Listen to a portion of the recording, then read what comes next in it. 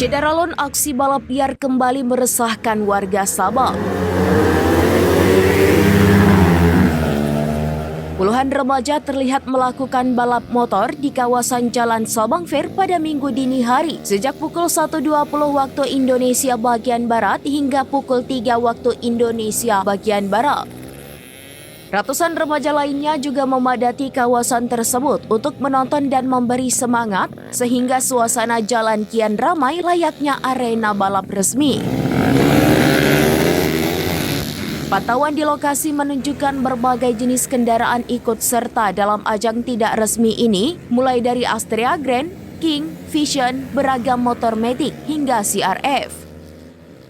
Sebagian besar motor tampak sudah dimodifikasi untuk meningkatkan kecepatan.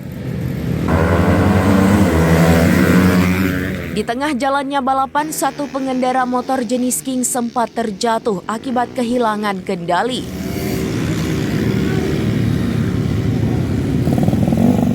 Beruntung, pengendara tersebut selamat dan tidak mengalami luka serius.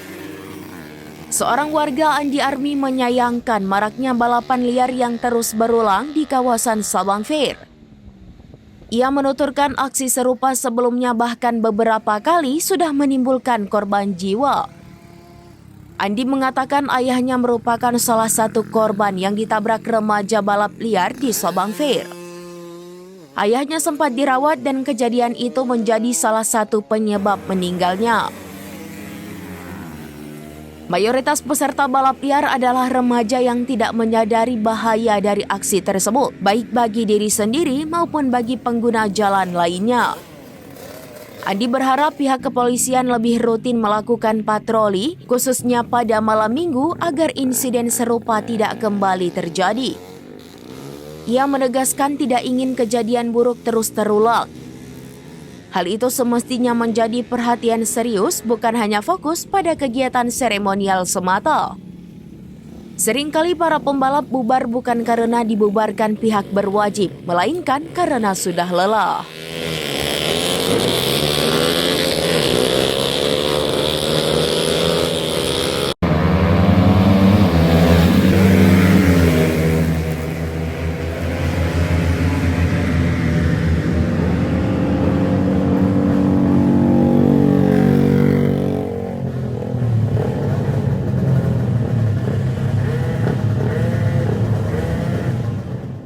Dari Sabang, Aulia Prasetya, serambinews.com.